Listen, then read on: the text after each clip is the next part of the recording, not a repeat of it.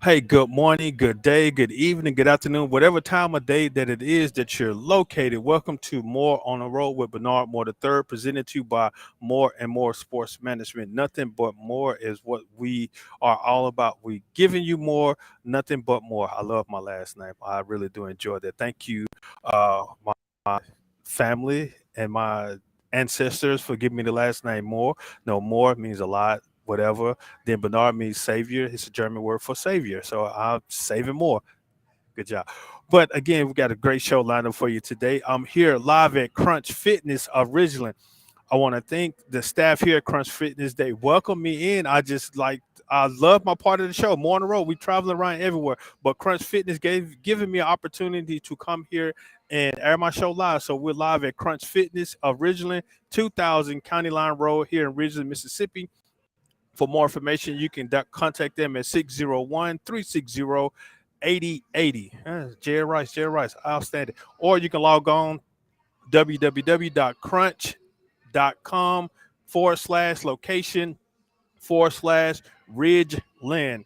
Again, we got a good show lined up for you today. I really do appreciate your time for joining us.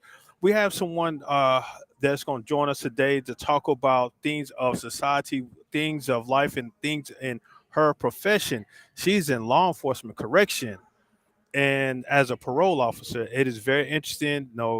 For those that know who I am, yes, I work in law enforcement. I'm the recruiter for the Hines County Sheriff's Office Detention Service, and working in correction for 7 years. Man, this has been an interesting journey, but I enjoy doing what I'm doing and making a difference. I'm not in about the money. I'm all about trying. Let's go ahead and bring on our guest to join us today. To join us today is Miss Brittany Jackson, goes by your favorite Hey, PO. How you doing today, Miss Jackson? I'm doing good. Thank Well, I you. just want to welcome you to And I more. needed to make a correction before we go further. Okay, go ahead.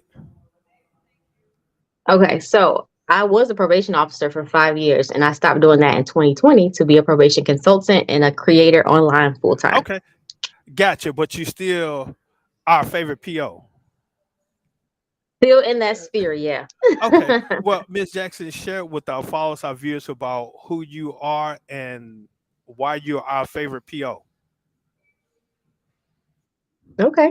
Well, I am a podcaster, a YouTuber. I basically use social media platforms to inspire other people, drive social change. I'm a criminal justice advocate. I just don't feel like people should be stuck in this system and not know how to get out of it or how to navigate it. So that's where I come in. And I've been doing this online thing for about 4 years. So a little bit before I quit my 9 to 5 job. But yeah, I'm born and raised in Houston, Texas. I'm a two-time breast cancer survivor, and I just like to live life. Hey, outstanding. Well, I'm congratulations on going through the treatment that you have with your breast cancer survivor. Actually, I was just talking with the young lady here at Crunch Fitness about what I'm doing with breast cancer. I've had an aunt that succumbed from breast cancer, and I had an aunt that is survivor of breast cancer, and I have like a mother to me, survivor of breast cancer. So breast cancer is kind of close to me as well. So kudos to you, and I don't know how that treatment feels, but I know what it. I seen what it feels like, so I can't say what you've been through, but no, continue to stay strong, and I definitely will continue to pray for you on that end. Thank you so much. Yeah, it was definitely rough. Okay, so I'm like one and a half year post chemotherapy. So right now I'm cancer free. Thank God. Yes, just continue to do what you do to stay cancer free. Now, let's talk about your probationary officer consultant business. Now, Okay. as a PO, I don't know, sis, I don't know, am I dressing that correct? As a probationary officer, how was it like dealing with those release inmates, those release detainees, and getting them on the straight path? Let me tell you, a lot of people ask me this question, and it was so fun. You deal with a variety of people, right? So you could have an 18-year-old, you could have a 75-year-old on your caseload. So I dealt with so many different types of people from all different types of, points in their life. Like I've had lawyers, entertainers, high school students. So the range is so big. So it makes it fun for me because I'm a people person. And then you get to go and you get to learn about humans. Like I've learned so much talking to so many people that You probably would never hear or know about things that I've heard these people tell me in my office. But now I know not giving names or anything. Do they give you sob stories, try to make you have sympathy for them by the mistake that they made? Say, well, no, I did this, and no, this is what happened. But you know what you're supposed to do once you've been released. They gave you the speech and say you got to do XYZ when you exit out those doors. But if you fail to do XYZ, this is what's going to happen. But my dog died. It got ran over when I was trying to come to your office, so that's why I wasn't able to make it. Oh yeah, you hear tons of stories, tons of stories. A lot of people, some people actually do end up going to the hospital. Like, oh, I'm in the hospital, I can't make it. Listen, just send me your paperwork from the ER, and we're good. But there will be all type of stories that you would hear. Excuses of why I can't take a drug test. Excuses of why they didn't go to community service. There's tons and tons of excuses. Okay, endless. And it's very, like I said, working in corrections and dealing with those individuals, it's interesting. Like I said, I kind of laugh at some of the stories myself, but you still have to be confidential and just provide them with positive word. Now, again, not saying who or giving names. Now, how many have you cussed Mm. out? I never cursed anybody out. Never. That's not my Okay. personality for one. I will tell you one time because this sticks out in my mind because I actually got called into the principal's office for this, quote unquote principal's Yes. office. I told one of my defendants, stop bullcorning. I don't know where you guys are from, but I'm from Texas, Houston, and we say this, stop bullcorning. And he was offended by that. Uh, So he actually went to tell my supervisor that I told him Okay. that. Well, I'm like, lady, did you really call me here to tell me that this is a problem? okay. Well, Okay, well I'm anyway, from yeah. Mississippi, a few states over from one of your neighboring states. So I have family in Houston, Texas, and all that good stuff. So I've traveled to Texas quite a few times. But with bullcorning, you'd be and now I know you said that you haven't cursed anybody out. How many people have you cursed out mentally? Oh God. Now that's probably a lot. That's probably a lot because a lot of people try to get over on you. They try to play you for stupid. It's like, I'm not dumb. Just tell me what it is. But yeah, that job could get stressful, but it's important that you take time for yourself. And I'm a person that I'm going to take my PTO regardless. I'm taking my vacation time. So you just leave, decompress, and come back fresh. Now I know, like I said, you had to definitely leave that stuff at work. Now, how much Yeah. work have you taken home and you tried to leave it at work? It's like emotional for me, like, because you get connected to these people. Like, you could supervise somebody for years. Like, when I was doing it, I had this one particular lady on my caseload for like 4 years. It was insane. So I like really got connected with her. But I say all that to say the emotional aspect is what I would take home because you don't forget some of the stuff that happens. And it's like these are real people and their lives have been affected by the decisions that you make. So that was a little bit difficult in the beginning, but it got easier with experience. Now, what you saying that you've kind of got emotional with someone, you got close to someone. Have there been an instance where you've really got close to the individual and they failed you? Oh, plenty of times. I mean, yeah, plenty of times. As a probation officer, a lot of people deal with losing their defendants to suicide or maybe overdose, or, they're having to go back to prison, unfortunately, different things like that. It kind of, and you work with this person, but sometimes you just don't have a positive outcome at the end. And I think that's life. But it does weigh on you sometimes. Again, Mhm. this is a More on the Road with Bernard Moore the Third, presented to you by More and More Sports Management. We're here live at Crunch Fitness of Ridgeland, 2000 County Line Road in Ridgeland, Mississippi. Come stop by. It's a nice facility, as you can probably take a look at. It's a nice facility, spacious, feels nice in here, especially with this heat. For more information, you can go to www.crunch.com/location/Ridgeland. Again, we're talking with Brittany Jackson, your favorite PO. Now, with you losing those individuals, who do you I know you want to point the finger at the individual itself. Sometimes they don't have, as you say, not really proper guidance, the resources are not there for them to get ahead, and they have to revert back to that mentality that I need to do this again to get ahead. Who would you think? I mean, No, go ahead.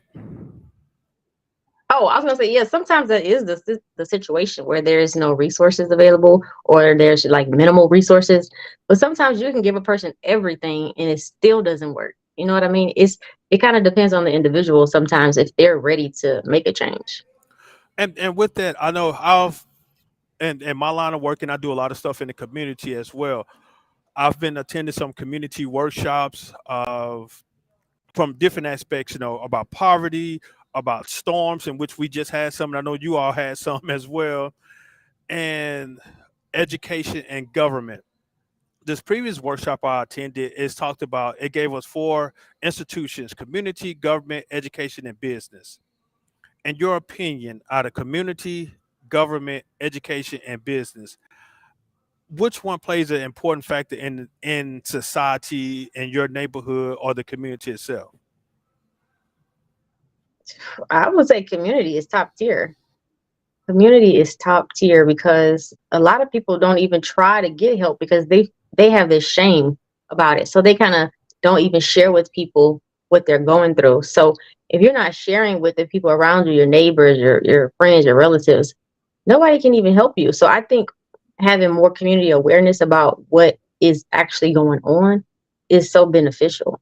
And then that's how things get spreaded. That's how messages get spreaded. That's how you can get more referrals. If more people know what's going on, there's more opportunity to help. Now, I'm glad you said that. Definitely community. That's where that was my standpoint. I say community really sparks all of it.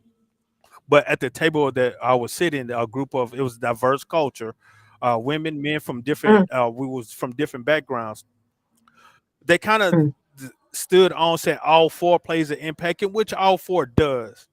But I say community because if you look at it, community put the elected officials in office because they vote for them. Community helped structure the education system because they're in the community and you have to teach each other.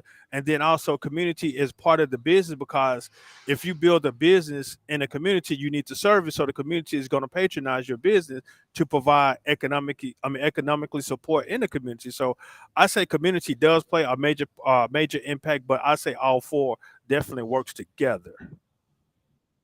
Oh, absolutely, absolutely. Now, with I know that you all have any well, I know y'all have some storms in there because we got it here in Mississippi. And I know it has to come through Texas before we get it. Did you guys have any dramatic incidents in your neighborhood or in your community where like your power was out? We got road trees blocking the road. It seemed kind of confused a little for a while. Oh man, thank God. No, it was nothing catastrophic at all. I did not lose power or anything. But I know some of my neighbors in the north side of Houston, they did experience power outages. But where in my neighborhood, thank God we were good. I had no problems, no trees. All I could see was some thunder, like like a little Uh bit of huh. rain. It was nothing crazy. Yeah, I know we did. We received what in my area in central Mississippi. Actually, we just kind of got almost, well, I think we're about 95% power restored here in the Jackson, Mississippi metro area. It wasn't bad, but we got a lot of wind, a lot of trees knocked over power lines and knocked power out. They was out for power like almost a week now, but like I said, they're at 95% Ooh. restored.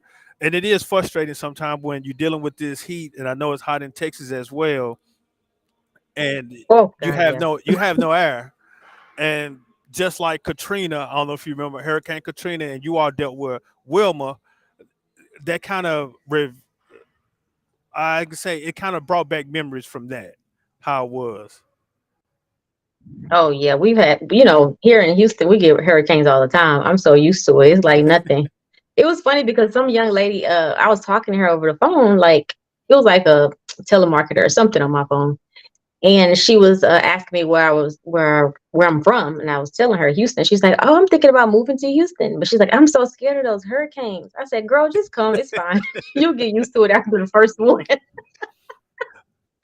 I'm telling you, it's I fine. feel the same way with her. I had the opportunity to go work in Miami, And I was Mm. like, man, no, I'm not finna go to Miami and deal with them hurricanes all day. Nah, but I've learned from somebody said, now it depends on what side of the track you live on. You have to deal with it.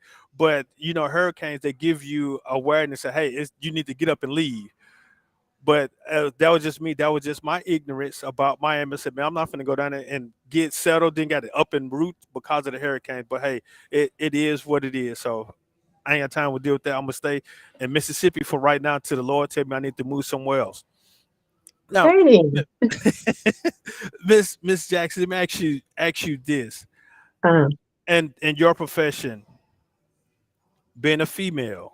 Now, don't mhm. think that I'm sexist or anything, but being a female and majority of your clientele were males. Yeah. Did they come to you disrespectful sometimes, or did they respect you because of your position or title, or they were? I'm saying again, they were disrespectful because of your gender. That's a good question. Oftentimes, I would say 99% of the time, people are very respectful. I think it's how you present yourself as a professional, as Uh huh. the probation officer. You have to present yourself in that manner, set that standard, so that they know, hey, this is not playtime. Let's be serious.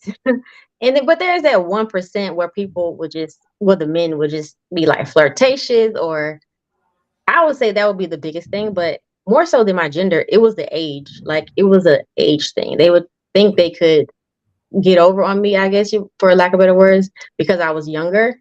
And these people, like I said, some of them were like way older. And they're like, I don't have to listen to you. Like, why am I listening to this little girl? It was that kind of mentality. But once you build that rapport with the person and then they get to know you, you get to know them, all that stuff kind of goes away. At least it did for me. But how did that make you feel though, when, especially though, when you dealt with an older individual, especially an older male? I say the ones that's supposed to be filled full of wisdom and knowledge. Did that disappoint you and kind of put you like, say, am I in the wrong profession? Or they kind of still encourage you, say, hey, I got to stand my ground and not let that overtake me, overcome me. That definitely did not discourage me at all. Like I'm so used to it, I guess, even in my personal life before being a probation officer. So it wasn't really anything new to me. Because I've always been in spaces where I'm the youngest person and having to be surrounded with a lot of older people. So I was actually used to it. It's not discouraging at all. It was just motivation for me to just break down that barrier between them, let us get to know each other, which being a PO is really all about building rapport with a person because you spend so much time together with this person. Y'all talking, you go to their house, you may have to go to their job, talk to their family. There's so much you do together. So once you start building that rapport, like it's a walk in the park most times. Not all the time, but most times. Now, with that, how did you feel? Again, you knew what most of your individual, your caseload dealing within the proximity of Houston, or were you throughout the whole state of Texas? Most of them Houston and surrounding areas, but there were some that came from different cities, some that came from different states, but majority Houston and the surrounding area. When going to someone's community or their home, being from Houston, you knew how certain areas of Houston was. No, this is an okay part. This is a part, questionable part. This is a part I don't want to go in by myself. Did you feel threatened or sometimes kind of hesitant in going in certain areas? Yeah, I did. Yeah, absolutely. In my department, we were like on a buddy Okay. system, so nobody went anywhere alone. You know what I mean? So it's always you and another person. But there's some areas that are racist. They have their Confederate flags and all this stuff outside their house. Like it gets real, okay, in certain areas. Not so much as the city of Houston, but like the surrounding parts that I would have to go to sometimes. Yeah, those. Yeah, you'd be like, you know what? I'm gonna just see y'all. I'm gonna see y'all another day. I'm not going go with Again, this hmm is more on the road with Bernard Moore the third here at live at Crunch Fitness of Ridgeland, 601-360-8080 for more information. I want to thank Crunch Fitness for allowing me to come in here. Actually, some interesting young ladies, though. I've kind of sat and talked with one of the general managers. We kind of share some information. So I definitely will get her on the show sometime soon. but we're talking with Brittany Jackson, your favorite PO. Now, Miss Jackson, though, again, dealing with those different type of elements of going to their homes and going to different places, have you had to travel to other different correction facilities or prisons to talk with some of your clientele that were potentially about to go to get out, or they got put back in? You had to go update your paperwork. How'd you feel about going into the different correctional facilities? Well, there's only one in particular that I was a jail, a county jail. So I Okay. didn't have to go into any prisons because the first time that I did it, it was a little bit exciting. I wasn't scared. I wasn't nervous. I was excited. I don't know. I guess because it was something new. And I was like, oh, I felt like a professional, because I was young and I had never had a job in corrections, community corrections, criminal justice at all. I come from a medical background. So this PO job was my first job in criminal justice. So I was excited. And after that, it just kind of became routine. But as a kid, I would always go to, I don't want to say always, but more often than probably a lot of people, I would go and visit relatives in jail, in prison, like multiple, So I was kind of familiar with that, whole scene. But me going there as a professional to talk to somebody, like the first time, it was exciting. I ain't gonna lie. Wow. All right. Now, with you just said you transitioned from different, it's complete change in profession. You went from the medical profession to correction, but you've never worked in corrections. You just jumped from medical and went straight to the academy to become a PO, well, probationary officer. Excuse me. Yeah, I went straight from a medical background and I applied to be a probation officer and I got the job. And in Texas, well, in my department specifically, there isn't even an academy. I just applied for the job. They did a background check. They probably did a credit check. But there was no academy. So your training, for me, it all came after I got Okay. hired. They send you out for training. It's like 1 week. And my agency, we didn't even carry weapons. So not every probation officer in the country carries a weapon. Okay. Wow. So, but it is different. Different states does different things. I put it that way. I know. I said Yeah. with my, I had to. Like I said, working in corrections, I had to go to a training. It was more in-house training. Well, when I was working with the juveniles, I went to a 3 or 4 week training. I think it was 3 or 4 week training Mhm.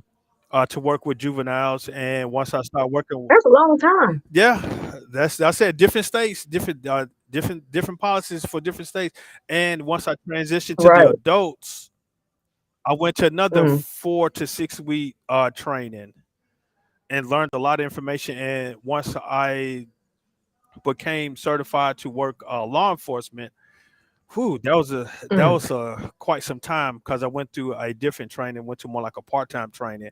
It was about 6 months, but our regular, Oh my well, it God. wasn't every day. It was 3 days a week, and so it was 3 days a week. So that's Oh, why it was extended out. But our regular certified officer, even for our PO officers, they had to go through academy. It's oh, about yeah. five. I want to say anywhere between 5 to 12 weeks of training. Oh, So yeah. I've heard that. I have a podcast too. It's called Two Hats Podcast. o- And we interview probation and parole officers across the country. So maybe you can connect me with some of your Mississippi POs that you okay, know. yeah, I know quite a few. Actually, some of them were my former students. Yeah, I know quite a few. Like I said, yeah, and working in corrections, I see them a lot. So they have to come to our facility while working. It's a detention center, an adult detention center. So they have to come down and see some of their clients and work with them. The ones that got in trouble that were rearrested, and so we had to house them. So yeah, I see a lot of them, and I definitely will no let them know. Yeah. Tell them that I would like to feature them on my podcast. Okay. Two Hats Okay, Podcast. well, Miss Jackson, though, tell us though, share about your consulting business now. How did it become your favorite PO? And I know that they say you do podcasts, and I saw that you have some type of apparel on your website as well. Like I said, if you want more information about a website, it is www.yourfavoritepo.com to learn more about Miss Jackson. So share about your consulting business with your favorite PO.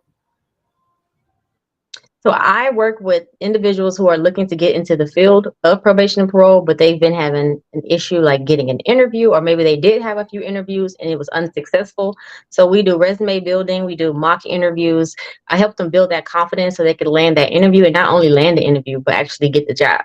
And I also work with individuals who are currently on probation, or their family members come to me because they don't know the process of it all. So I am that middleman that's going to help you navigate that water that you are unfamiliar with. And so I just want everybody to be successful. I want everybody to get through it without having to go back to jail. That's what I do.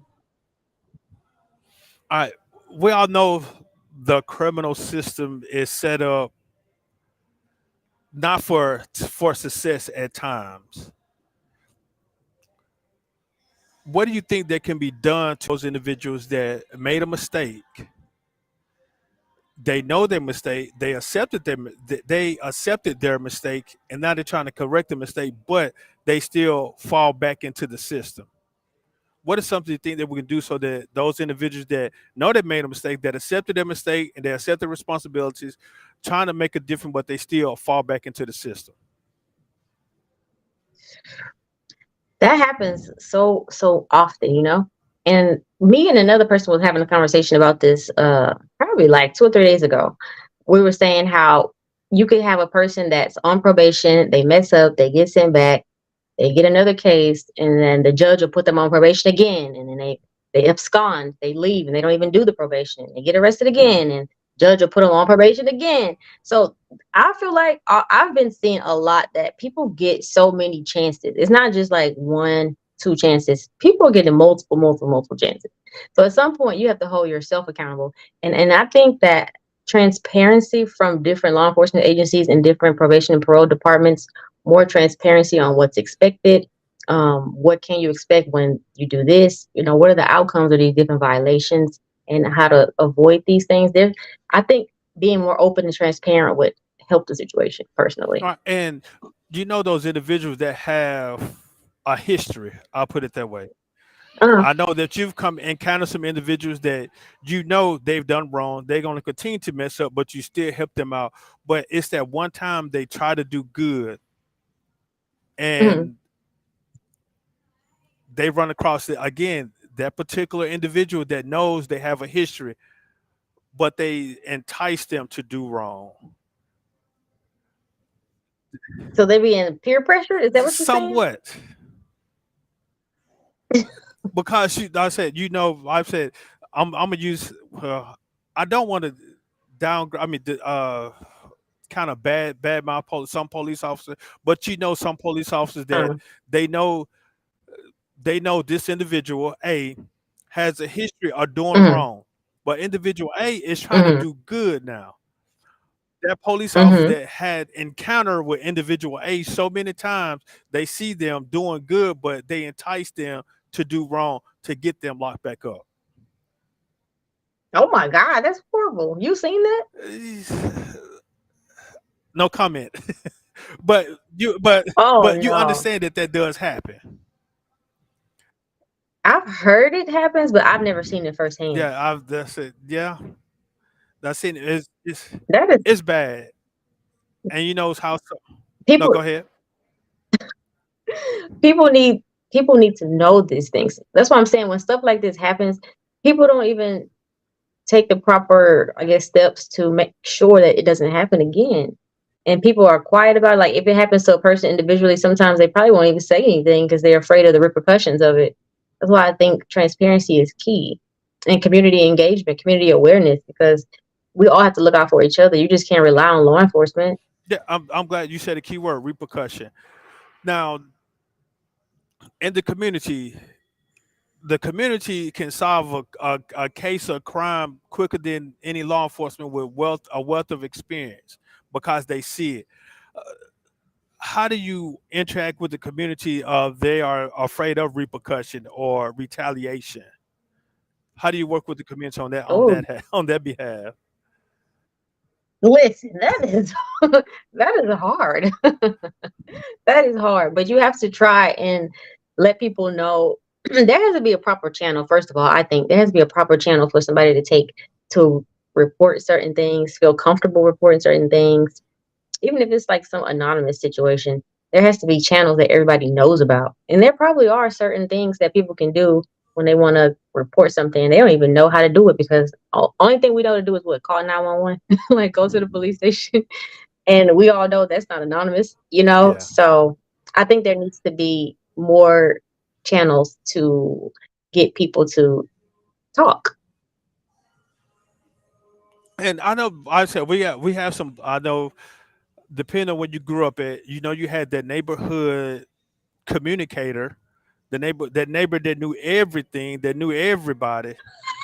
Why am I receiving that type of expression? So you never lived in a community like that where you had a neighbor? Okay. Nope. Oh, where I grew up, we had this neighbor that got on our nerves as I was growing up. That she told everything. If she saw us doing something wrong, they called our parents and let our parents know, and our parents had to. We were disciplined before, Okay. but those neighbors are no more now. True. True. Because I have not seen that. Yeah, because you don't want anybody.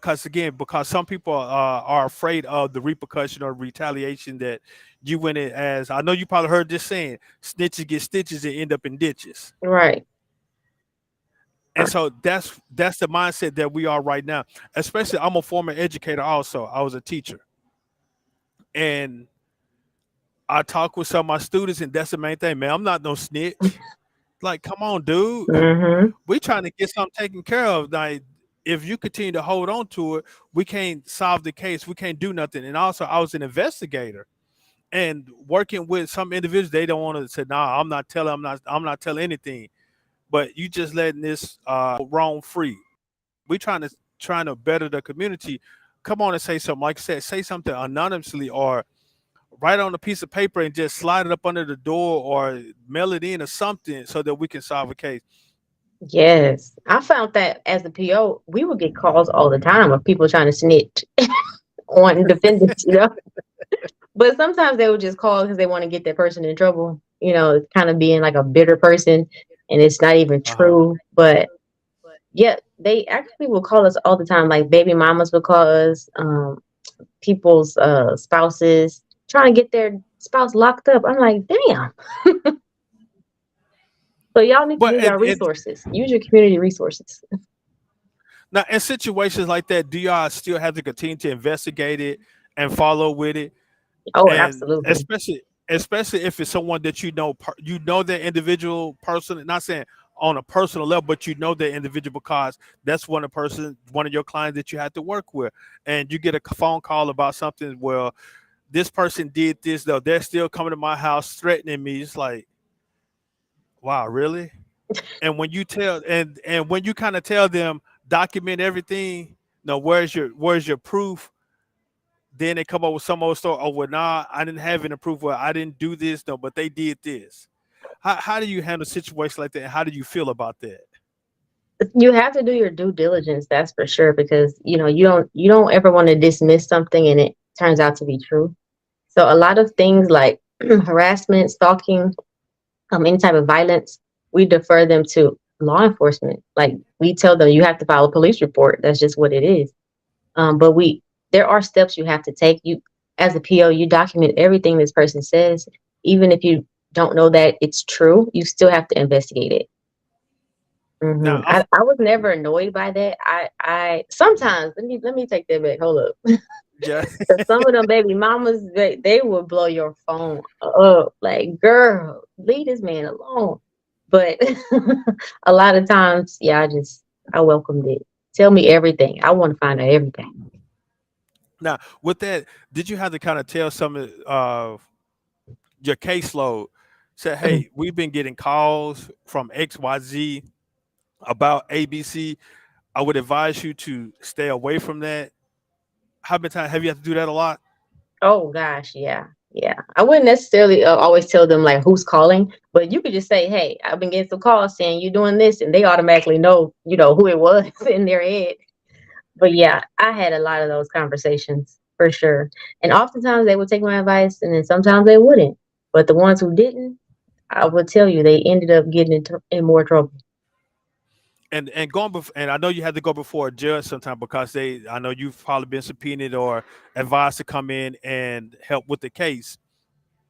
Oh, absolutely. As a PO, we would go to the court every week. Like we had court every Friday because the judge wanted to see how the clients were doing, right? So they had mandatory court dates, and as a PO, we had to show up with our client. Oh, I testified in court. That was terrifying for the first time. I thought I was on trial. I'm like, hold up. But yeah, when I did that, I was so nervous, but I got through it. And but like going to court every Friday, judges would lock you up. They're like, "Oh, you tested positive. All right, go sit over there and decide you going into custody today." So that was like a tool in our toolbox to be like, you got this court day coming up, so you don't want to mess up because judge don't play. Judge will lock you up right then. So I actually like going to court. That was one of my favorite things. Were you prepared for the court for going before a judge? Like you said, I know even with my position and some of my trainers or some of the seasoned officers or seasoned workers, they'll tell me, man, you don't want to go to court because it's intimidating sometimes. Then not the DA's, a public defender or whomever the prosecutor, they're coming hard on you, trying to tear down your story so that their client can get off. Did that intimidate you in it? I know you probably heard some war stories your first time before you went to court your first time. Oh man, like as far as the testifying part, that is terrifying because, like you said, their attorney, they'll come at you all type of ways because they want to find out, well, did you do your job to help this person? So yeah, oh yeah, they will come at you pretty hard. But for the most part, when I was in court, it was just me, the judge, the defendant, and the state's attorney. So they didn't have their lawyer with them. If they had their lawyer present, like their defense attorney present, then I didn't have to go in front of the bench. It would just be them and their lawyer.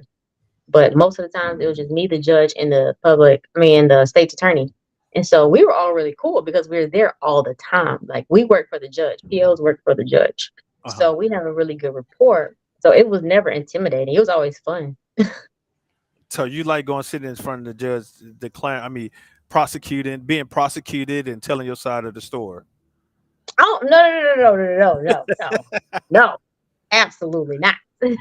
But that we have forms that we would fill out, and it's like questions and for every person. So you're well prepared when you go in front of the judge because the judge just wants to know essentially what have you done, what have you not done, and what are the steps we're going to take to make sure those things get done. So I think that was a part of why I wasn't nervous because the preparation. You just go in prepared, and you know Okay. that we have good relationships with the judge. So it was fun. I'm telling you. Yeah, no, I got you. I definitely understand. Minute I've said in some You trying to court make it seem like cases. I was scared. I ain't scared. No, I'm not saying that you were. I just asked were you intimidated, no, especially the first time. As I said, you're a newbie when you first time Hmm. going in there. I know everybody has a war story. They try to tell you the bad stuff first, and then you get it. Oh, Ah, man, this is nothing, man. This is not what I expected. ain't nobody tell me no bad stories. Because in training, like you would shadow other POs, so you would spend your days in court before you Uh, ever had to go in front of the judge yourself. So you seeing what everything is going on. So it gets you familiar with it, so that when it's your time to do it, you're ready. Okay, gotcha, gotcha. Again, this is a more on the road with Bernard Moore the third, presented to you by More and More Sports Management. We here live at Crunch Fitness here in Ridgeland, Mississippi, 2000 County Line Road, Ridgeland, Mississippi, 601-360-8080. We're talking with Brittany Jackson, your favorite PO. Man, this is a very interesting, profession, working in correction and dealing with all the different fun stories that you hear about someone that you're trying to help make a difference, but they making it bad, worse for themselves. But hey, it is what it is. Now, let me ask you this, Ms. Jackson, on a personal level, since you changed that profession, do you watch a lot of police movies and shows and things along that line? No, I don't. You don't? Oh, wow. Mm-mm. I don't watch a lot of TV, but when I do watch TV, if I'm watching like a law enforcement show, it's gonna be like First 48. That's it. Well, that's what I'm saying. No, I've seen now since start working patrol and working things with our reserve unit, I've been coming Mhm. more to. I know I like the Chicago show, Chicago PD, Chicago Fire, and Chicago Med. I've just been intrigued by a lot of police shows now. I haven't got into First 48 yet. I've seen some of it, but I haven't got into it yet. What's another one? I've been watching a lot of SWAT with Shamar Moore, NCIC. I mean NCIS, Yeah, yeah, yeah. Law and Order. So I've been watching more of that now Oh, because I used to watch Law and Order a lot back before I became a PO. So you like scripted TV? See, I like real life stuff. yeah, I'm saying I watch real life stuff and scripted because guess what? If it's scripted, it had that happen before, or you just figure out how people think, and so that Mm, helps me look at things a lot different when I'm out there real live. So that's the reason why it's more of a learning tool for me. okay. See, my husband, he's a fireman. He's a Uh huh. firefighter, and he does not like watching those fire shows because he's like, "This is so fake. This is so fake. We would not do this. We would never do that." I know So some he got a firemen. different. I know some firemen, and I've asked him about that too. About especially Chicago fire and what's the fire country. One with Mhm. the MA fires in California. So yeah, I talked to the fire. Said, man, you watch. He said, man, nah, that stuff is something else. But I just watch it, just get a different view of it because with some of my trainers that I know that in law enforcement, and they kind of point stuff out. They said, man, no, look at them how they holding the gun. No, look at how they kicking down the door. No, look at how they're maneuvering through the house and stuff. Nah, they shouldn't do it that way. That way they shouldn't do it. So it's more of a learning thing. So the do's and don't and how I would try to figure out working out other cases and stuff. So I just use it as a learning tool. And then plus it's entertaining. So like you said, you know how things go and you see it and you can kind of correct them by this. Like, okay, now they know they shouldn't have did that. Okay, well that was good that they did that. So that's the reason why I watch it. Yeah, they're very popular, but I don't watch a lot of TV in general, really. I don't either because I'm doing so much stuff in the community or working. So I it's just when I have my downtime, then I just take a look at it. So that's all that I is. might have to check it out now that you said it. I've never watched Chicago Med either. I love medical shows though. I used to watch Grey's Anatomy all the time. Yeah, you definitely. Well, it's out of season right now. They're going through that season transition right now. So definitely take a look. I said it's interesting. I just again it just give me something to do while I'm downtown, just sitting around, just chilling out at the house. But Since hey, you're in corrections, did you ever watch 60 Days In? I don't have that. I tried to watch it, but my subscription I don't have it, so I had to get that subscription 6 days. I was trying to watch it a few days ago, but Man, they reached out to me to be on that show. I said, absolutely not. You're not locking me up. why not to feel the experience so you know exactly what the individuals you're working with going. Why you shaking? I And can't be locked up. I cannot. I like to eat when I want to eat, where I want to eat. I like to travel. You can't confine me in this little space. No. Mm-mm. well, I can say working in corrections, that's how I felt for my shift. When they close the door behind me, clank, I'm looking like, okay, now Yeah. I'm here for a while. But like I said, once you do it for a while, you get accustomed to it, and your mindset say, hey, well, I am free, so I'm gonna go ahead and do my 8 hours or my do my shift, and then I'm leaving. So, like I said, it's more of a mind thing. That's all. It's basically it's all of a just a mind thing. If I could leave after 8 hours, that would have been cool. I could have did it then. But you wanted me to stay there for 60 days and be an inmate. No. Mm-mm. Well, well, So would you do it? Would you do it? if the safety wise, if I felt that I was around more of just them shooting it, but not in actually intact of dealing with hardcore criminals, I could have. I could have Nah, because you in it. Like you have to watch the show. You need to watch the I show need and to. we're gonna talk about it after you watch one of the episodes. You can go on YouTube and look Okay, at it. I definitely will. I definitely will do that. But and then with that, we'll have to reconvene on a future show and dissect it, as they say, break it down and talk about it. Yes, yes. Again, we're talking with Brittany Jackson, your favorite PO. Now, I want to ask you, why did you step away from being a PO to start your consulting firm?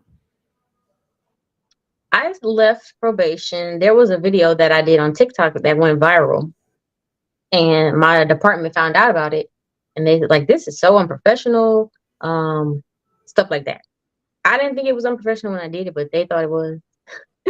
And it came a choice. I had to take everything down, like erase all my social media, take all the stuff down, and keep continue working or not. I just made the decision to keep everything up and go for my own business. I had already been making content online probably for like, I would say, a year, like on YouTube, TikTok, well, not TikTok, but YouTube specifically. I was creating videos showing people what it's like to be a PO and answering questions from people who were on supervision in different parts of the country. And they was like, what should I do if X, Y, and Z happen? So I was just giving my opinion on the videos, and it was getting a lot of engagement. And I found people found a lot of value out of it. And I really liked it. I wasn't making no money, right? My job thought I was making money because as a PO, you cannot have second job or outside employment without their approval. So I Yeah. wasn't making any money, but it was fun and I felt fulfilled in it. I was like, this could really be something. So that is ultimately why I decided to leave. And I knew that if I had stayed, I wouldn't be able to do the social media stuff. And I really enjoyed that. And I'm a type of person, like I said, I like to travel. I'm more of a I'm more of a person that don't like to get bored. So I was coming up on 5 years at that job, and that was the longest job I ever had. The second longest job I had was 4 years. So I was like, you know what? Yeah, let me switch it up. So I left.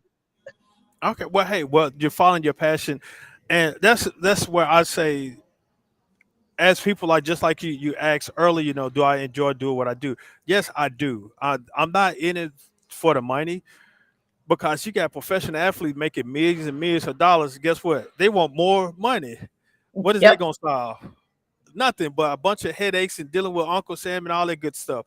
But I enjoy making the difference. Like I said, talking with individuals that I know that they, like I said, the what's the saying? You're innocent until proven guilty. Hmm. They made a mistake.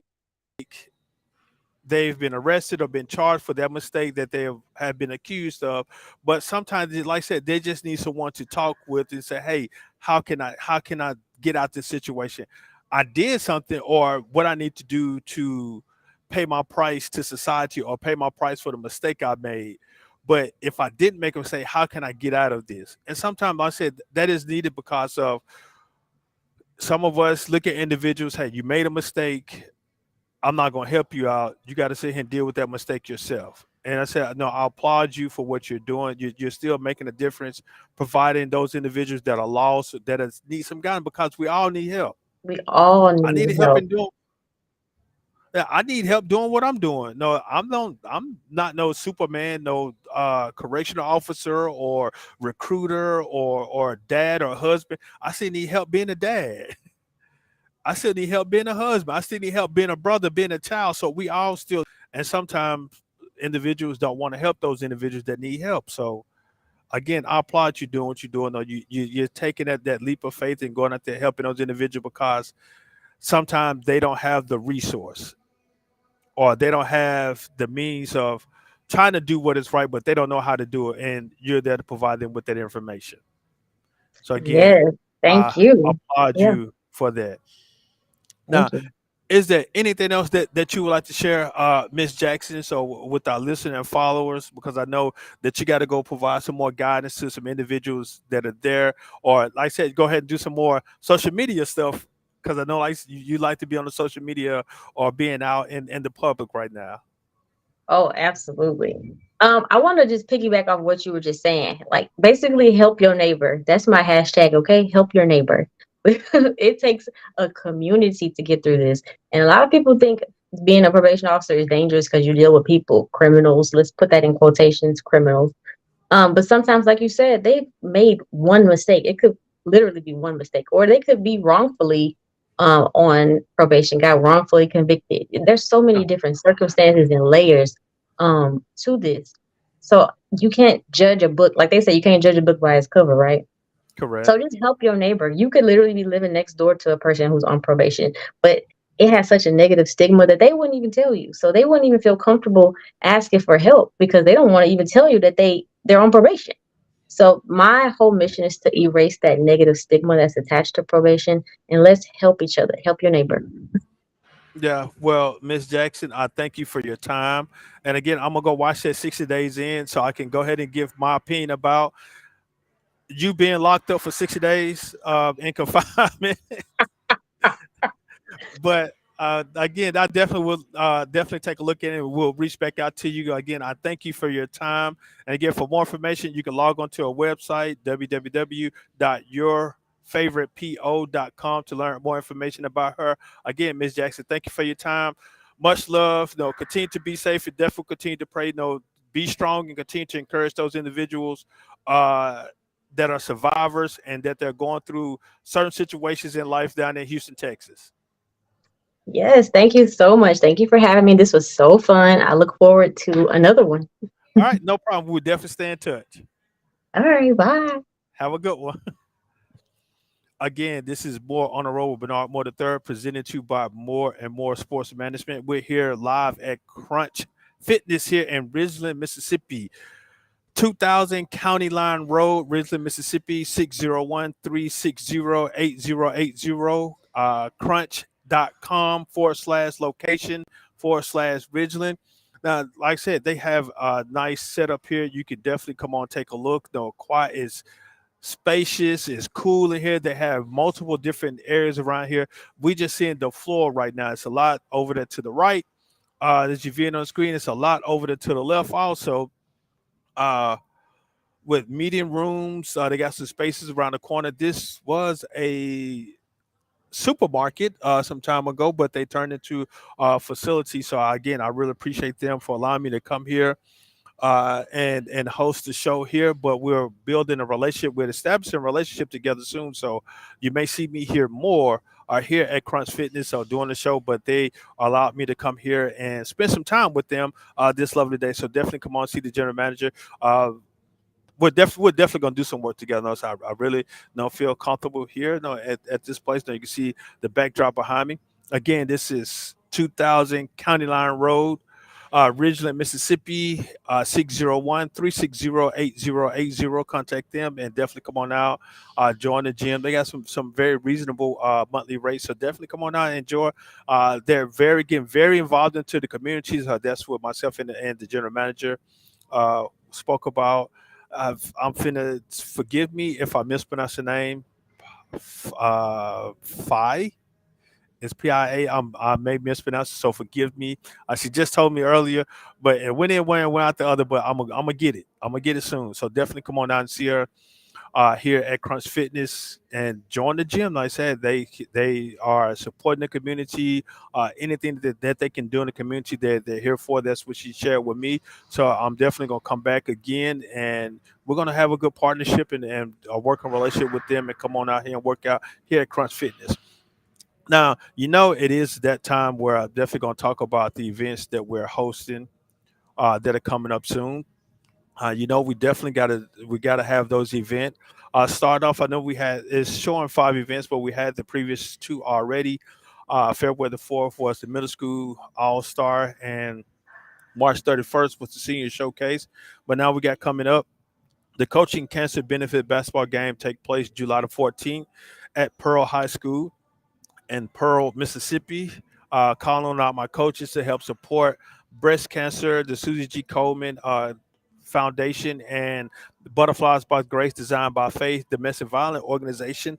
The proceeds from the game will benefit them to do the research and provide resources for the individuals that they're working with. Like our previous guest, Miss Brittany Jackson, she just shared with me that she was a breast cancer survivor. So this is the reason why we holding these events to provide resources and research to those individuals so that they can be survivors, come out and share their story. So definitely come on out July the 14th. Uh, Tickets are going to be $5. I think I stated that there were 7, but tickets are $5. I wanted this to make this a family fun event, so everyone come on out and enjoy. July the 14th at Pearl High School in Pearl, Mississippi, 500 Pirate Cove, Pearl, Mississippi. So come on out, help support. And I will have the QR codes up that you can log on to get the information about what's going on with these events. That's going on with these events, but you can log on to our website, mmsmanagement.com, for more information. So now let me go ahead and show you the QR. Go ahead and place up the QR codes. There we go. You can scan that QR code if you would like to sign up or get more information in reference to the game. Again, it's Coaching Cancer Benefit Basketball Game, which will take place July the 14th at Pearl High School, 500 Pirate Cove, Pearl, Mississippi. And moving along, next we have our old school Hoop Fest taking place July the 29th at Lanier High School, 833 Maple Street and Jackson, Mississippi. And the proceeds from this game will benefit the friends of JPS Athletics to help our scholar athletes, to provide them with tools and resources to continue to their athletic careers as well as academic careers with JPS Jackson Public Schools. So I'm calling on all my former basketball players from Bailey, the Magnet Knights, the Callaway Chargers, the Forest Hill Rebels, Patriots, the Jim Hill Tigers, the Lanier Bulldogs, the Murrah Mustangs, the Provine Rams, and the Wingfield Falcons. Ladies and gentlemen, calling you guys out to come on out and have fun with the old school Hoop Fest, July the 29th at Lanier High School, 833 West Maple Street. So definitely come on out. And then we're going to close the summer out with the Holy Patrol Hoops. I'm calling on my clergy leaders, my evangelists, my pastors, my ministers, my leaders in the church, my law enforcement officers, my correctional officers, my detention officers, my security guards, my politicians, my lawyers, attorneys, my judges, my city clerks, calling you guys out to help support Holy Patrol Hoops take place August the 6th at Hillcrest Christian School, 4060 South Sour Road in Jackson, Mississippi. Again, scan the QR code. You can get all the information about those particular events. Like I said, you can log on to our website, which here we're displaying our website. The website address is www.mms-management.com. Log on. Definitely gonna try to encourage Crunch Fitness. Well, not she already stated that she wants to help support the event, so Crunch Fitness will be a part of this event as well. So they're gonna come on out and join us here at those events. So they're going to be a part because again, I was talking with the general manager, right, and she was sharing the story with me. Definitely going to be here to support her because she has a story to tell as well. So definitely come on out to Crunch Fitness. Spacious, nice, cool during the summer. And I hope it's warm during the winter months as well. But again, come on out to Crunch Fitness. I really appreciate them for allowing me to come here. 2000 County Line Road here in Ridgeland, Mississippi, 601 360-8080 for more information. Definitely come on out and take a look at Crunch Fitness. But again, this is More on the Road with Bernard Moore the third, presented to you by More and More Sports Management. Nothing but more is what we all about. It's time to get out of here. Got to go do some work.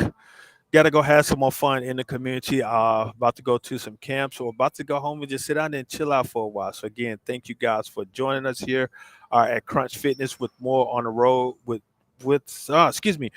on the Road with Bernard Moore the third, presented to you by More and More Sports Management.